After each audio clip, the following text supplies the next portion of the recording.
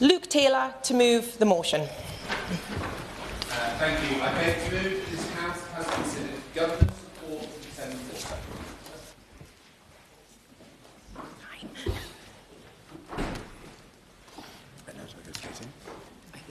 Okay. Thank you very much, Ms Law. Again, a pleasure to serve under your chairship. I'd also like to thank the Backbench Business Committee for granting me this important and extremely topical debate. And I also thank members from across the House for joining this afternoon. I hope we are all of the same opinion on the problem, although we might well differ slightly on the solution. 16 million Britons are gaslit daily by Thames Water. The company has unleashed filth in our waterways and homes whilst cutting deeper and deeper into personal finances. When I think about the performance of Thames Water, I imagine the very excrement it fails to manage. And despite all of this, years of historic underinvestment in favour of profit has run the business into the ground. It now finds itself on the brink of collapse, counting down its days of cash remaining, as we all watched in the recent documentaries. It makes an absolute mockery of the water utility industry that fat cat shareholders are enjoying obscene payouts and company executives raking sky-high salaries and bonuses, all whilst our rivers and our wallets suffer. River ecosystems are dying, and our children are denied the joy of swimming in nature due to the threat of swallowing human waste. Absolutely. I thank the honourable member for allowing me to intervene and indeed congratulate him on securing this important debate on Thames Water. With Thames Water, as he has just noted, it is beyond clear from my Slough constituents that they are not happy. In fact, recent figures have demonstrated that they were one of the worst scoring for customer satisfaction for the 4th year in a row. And we all know that the last Conservative government has had a rotten record on water companies, laden with debt, ridiculous executive bonuses and sky-high bills. That is not a sustainable future. Does the honourable member agree that the government must ensure that our customers and our environment are at the heart of future reforms and regulation in the sector? I thank the honourable member for his intervention. I completely agree that customers and our residents, our constituents, must be put at the heart of any solution. We must find a way to ensure that people do not have to go through this experience anymore. As he says so correctly, absolutely awful customer satisfaction ratings, which alone is incredible excuse for us to be here to raise their concerns in this place.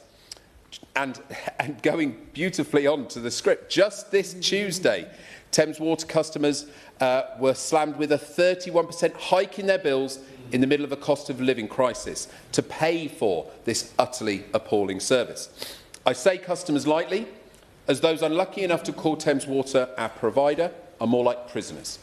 I say that because choice in this market is an illusion. In this country, taxpayers cannot choose their water utility company. They are trapped.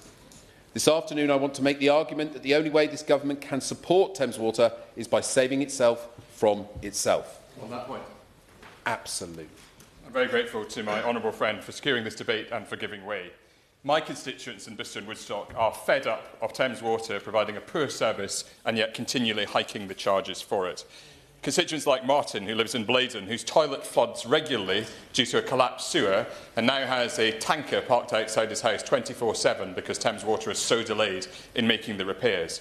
So would my honourable friend agree with me that we need a reset at Thames Water after years of financial and operational failure?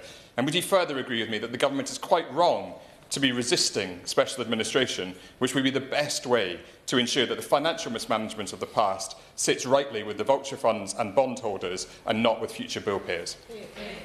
I thank my honourable friend from Bristol and Woodstock for his intervention. He's absolutely right that the burden must lay on the vulture funds, and his comments and his words are as wise as the residents of his Bristol and Woodstock constituency.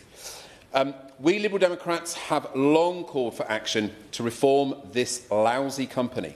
It has been clear to us for a very long time that its current position is untenable. Recognising that it is fundamentally broken, we have no fear in saying exactly what we need: to rip it up and restructure it so that it can finally work for our constituents. To set out my argument, I will begin by touching upon the sheer mess the company is in. Many of the points I will make will naturally come as no shock to members across this House whose residents are flooding their inbox as Thames Water flood our rivers with sewage. I will then outline why the government must, with utmost urgency, put the failing water company into special administration. Finally, I plan to argue that the only way this government can support Thames Water is by scrapping Ofwat and finally getting a regulator that uses its teeth. Thames Water is knee-deep in a nightmare of its own making. In 2024, they set a new record, pumping 50% more untreated sewage into our waterways. 2023 saw the company be named as the worst performer in England, completely failing to meet its own performance metrics. And in 2022, it made an extra £500 million in profit, despite pipe bursts during a heatwave that caused regional drought and a hosepipe ban. Untreated sewage now pumps through waterways in southern England like it is part of the furniture. I fear that were it not for the new Thames Tideway Tunnel, which I was fortunate enough to visit recently, our river would be destined for the unmanageable decline that turns waterways into open sewers like something straight out of a Dickens novel. Humans can choose not to go in the water. Flora and fauna have no such luxury.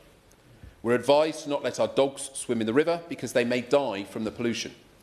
Red chalk stream habitats are being decimated from floods of untreated waste. These precious ecosystems are dying. They have no choice but to endure the toxic chemicals from Thames Water's outflow pipes.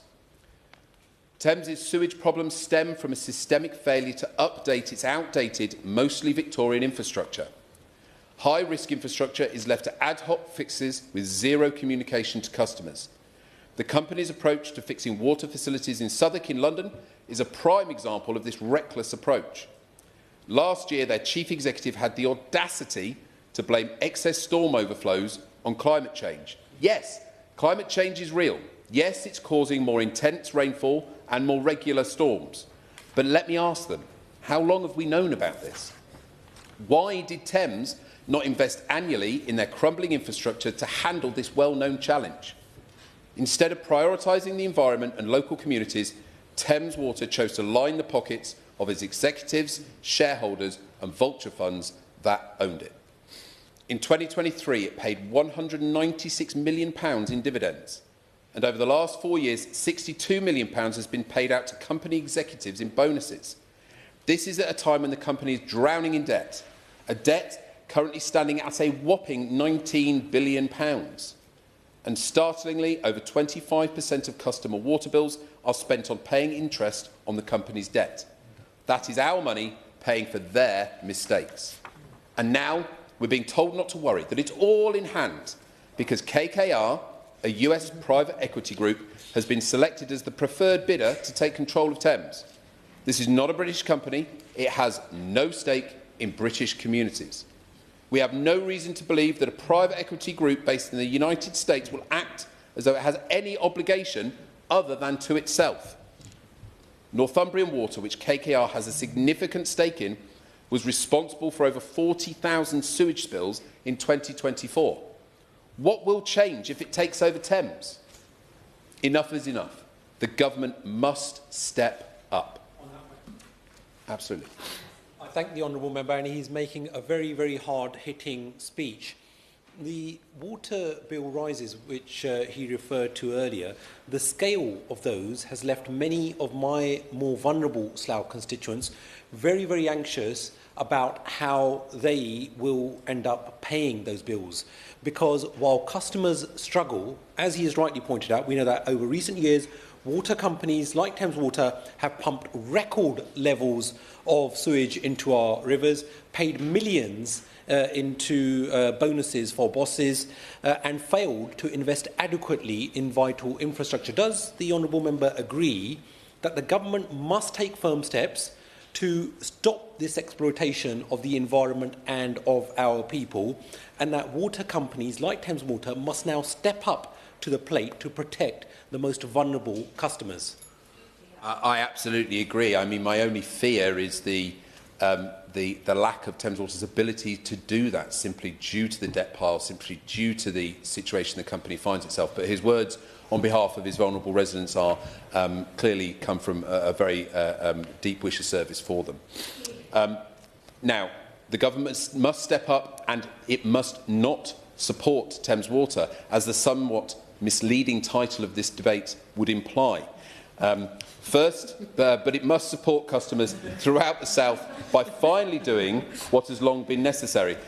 Indeed, the first draft of the debate titled to the Backbench Business Committee was 10 Things I Hate About Thames Water. And my researcher will appreciate me getting that in there. But alas, we were not able to bring that forward. The government must place Thames Water under special administration. And I don't lay all of the blame at the feet of this government. We all know that for far too long the last Conservative government stood idly by whilst Thames Water poisoned our waterways. But with each passing day, the government must surely recognise the growing urgency of taking action, or else it will be their fault. Under special administration, the state can temporarily take control of this collapsing company. The day-to-day operations would carry on as normal, but the board that has bled the business dry would be gone, restructured, replaced. The greedy executives who have pocketed millions in bonuses while running the company into the ground would be stripped of their bonuses. There can be no more fat paychecks whilst they fail customers. The taxpayer would no longer be forced to watch helplessly as their bills rise like the water level, slowly drowning them just to cover the company's massive and foolish debt. With new leadership, there is a chance for a new direction. Special administration could see the company finally implement a meaningful plan to tackle the sewage crisis that has plagued our waterways for far too long. No longer would our streams, rivers and lakes be seen as expendable. The £3 billion debt lifeline Thames has just secured will not last forever, and all it serves to do is preserve a broken status quo. The company has proven time and time again it is not fit for purpose. If this government does not act now, how much more of our constituents' money will be flushed down the drain? Now, I'm begging the government, literally begging, for them to listen to our anger and save us from Thames Water's incompetence, and take steps to ensure that the next iteration of Thames Water and existing other companies across the UK cannot get away with this kind of behaviour again. That starts with a proper water company regulator that actually does its job. Off what is an utter disgrace. It is asleep at the wheel and complicit in the chaos caused by the company. The regulator has sleepwalked through the mess that is Thames Water, now greenlighting a 35% hike in bills over the next 5 years. It has turned a blind eye to the outrageous profits pocketed by Thames bonuses and shareholders. It has sat leisurely by as the water company has refused to properly update their crumbling infrastructure, and repeatedly refused to set meaningful environmental targets for water companies to improve the quality of our water. The regulator is, through its inaction, helping Thames Water fleece the taxpayer and carry out its dirty work. It is time to scrap it, off what must be replaced by a new regulator, one with real teeth, one that, in the great tradition of antitrust and community-first capitalism, isn't afraid of a fight. It isn't afraid to square up firmly to those who benefit most from a broken system. It isn't afraid to be bold and ambitious in fighting for the best of the British people, and we expect nothing less from the government. So why should we shrink from demanding that from the regulatory arms of the state? Indeed, if the government holds itself to that standard, why should it hold its agencies to anything less? The fact of the matter is that our constituents are being utterly let down. We cannot go on like this. Across the board, the water industry needs wholesale reform. But right at the heart of the scandal, there, wallowing in a stinking mess of its own making, is Thames Water. A company that was set up to serve the public, but which has instead become a paragon of failure, debt and daylight robbery. The government does not have long. It must act swiftly to rescue the idea at the heart of the company, an idea, I hope, that has not been fully eroded or caked in sludge, that a utility company working in collaboration with government can be a force for good governance. I will. I'm very, very grateful, and I'm sure the honourable member is wondering why a Scottish MP is about to speak in a debate about Thames Water. But what I'm concerned about is, I agree with his concerns about Thames Water, absolutely, but the model he seems to be suggesting is very close to what we have in Scotland with Scottish Water, which I'm sure he's done a lot of research on, and he will know that sewage dumped into Scotland's rivers and lochs happen more than 600 hours a day. 600 hours a day in 2023, and we do not monitor our water discharges anywhere near like what happens in England. So I'm urging caution. What the model you are proposing does not work in Scotland. SEPA, the environmental agency, the regulator, does not carry out the powers, or despite having the powers, in the way that he might want. So caution is what I'm urging. I genuinely thank the honourable member for his contribution, and I think it does highlight that there is no silver bullet. I think that the solutions that we propose are complex, they are difficult, and they require that sort of monitoring, that sort of oversight of infrastructure plans, of properly phased and long-term planning investment in infrastructure to avoid the inevitable discharges that we see under the current system. Upgrading the holding tanks, for example, upgrading the technologies that do the filtration and the cleaning of the water before it is then the effluent is then put back into the river. Only through that proper process can we see improvement. His challenge is fair and welcome. It is not a silver bullet. I will move to conclusion. A utility company working in collaboration with government must be a force for good governance. It can be a force for good management of our environment and good value to bill payers too. Imagine it. Imagine looking at your water bill and thinking this is good value. I promise you, there is a future like that. And that is what is at stake. This government must act now to sort out this mess and establish that in this country, utility companies must only thrive when they take their responsibilities to the environment and their responsibilities to us, not only the pursuit of profit. Thank you. For the work they do in incredibly difficult circumstances. Thank you. I thank the Minister for giving way, and on that I think we would all agree. And it was quite interesting watching the BBC documentary, seeing the people who work at Thames Water clearly wanted to do a good job. They wanted to improve things for their residents, their neighbours, their family and their friends. They just didn't have the chance to do so because of the structure of the company, because of the difficulties that it finds itself. And I think that is, we are having this discussion here today in this place about the need to help not only the customers, our residents, but also the workers who want to be doing so much better and find it so dispiriting that they are part of this failing organisation. Minister. Yeah, and I completely agree. They are there trying to do a good job, and I'd like to also say that it is a good industry to work in. People have long careers in it, an excellent trade union representation as well, may I add. So I'm not sure I'll have complete support on that point from everybody in the room. What I was doing so well, Madam Chair. But I just want investment to upgrade infrastructure while prioritising the interests, as has been mentioned, of customers. And, of course, our beautiful environment. Thank you. Luke Taylor to wind up. Thank you very much. At a Sutton Council meeting before the 2024 election, I made it clear. They elected 2 Liberal Democrat MPs in Sutton. We will hold Thames Water to account for its mockery of our residents. And I'm proud to stand here today to start to deliver on that promise. I thank contributions from around the Chamber, the Honourable Member for Slough, who is not in his place, but his interventions about the worries about his constituents show how hard he's obviously working for them. I do thank the Honourable Member for Berwickshire, Roxburgh and Selkirk.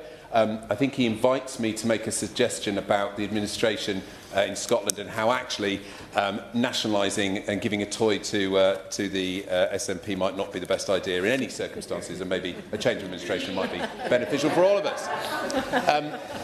I thank the Honourable Member for Clapham and Brixton Hill for the reports the regular leaks and disruption, and I share her anger at the shareholders and financial chicanery used to extract money from our most important utility. Although I will refrain and maybe try and scrub from my mind the image of the cherry on the sewage cake. I thank the my honourable friend, the member for Richmond Park. Absolutely agree special administration is needed. The company is understaffed and utterly demoralised. I thank the honourable member for Swindon North. I agree, this company is failing on every level. It also highlights the range at which Thames Water covers all the way from my constituent in South West London to Swindon North. The destruction of the natural habitat under Thames Water is heartbreaking, and the story of his intervention on his constituents' basis shows how comprehensively they are failing. I think my honourable member, my honourable friend, the member for Twickenham, she mentions how it undermines public trust while the residents see an increase in bills, and also note her comments about the Teddington Direct River abstraction site. I'm also glad to learn that the Hamlands are in safe Liberal Democrat control once again. Also her frustration and worry about the failed infrastructure projects under Thames Water, and do worry about any investment and infrastructure plans just not doing what they are supposed to do. I thank the honourable member for Bexley Heath and Crayford. I share his frustration at the town centre, which is blocked and closed for months due to water leaks, and can only imagine the incredible disruption to his residents and the frustration that he shares on their behalf. I thank my honourable friend, the member for Witney. I agree that the support means, or further support would be breaching the Ofwat guidance and its own rules, that Thames Water is failing on all counts, and again, through his hard work on holding Thames Water to account and revealing the astonishing financial situation of Thames Water, it is truly terrifying. I am heartbroken that I am only the second person to get into Hansard Shambopoli as well, which hopefully becomes a new byword for the situation that Thames Water enjoys. I really do thank the contribution from my old friend and the Right Honourable Member for Keithley Ilkley, and do acknowledge the efforts that the last government made to monitor sewage outflows. Obviously, understanding and quantifying the problem is the first step at resolving him. And again, note the discrepancy with the administration north of the border. And also his welcome words on the Teddington extraction project, which I then welcome from the Minister, and I thank you for coming to this place and taking part in this discussion this afternoon. I admire your ability to get 10 things that were achieved regarding, I suppose, the water industry and by the Labour government, but I think it will be a common refrain from at least this part of the House: we need to do more and we need to do it faster. Again, good to hear about the consultation on the Teddington project, which will reassure many of my colleagues.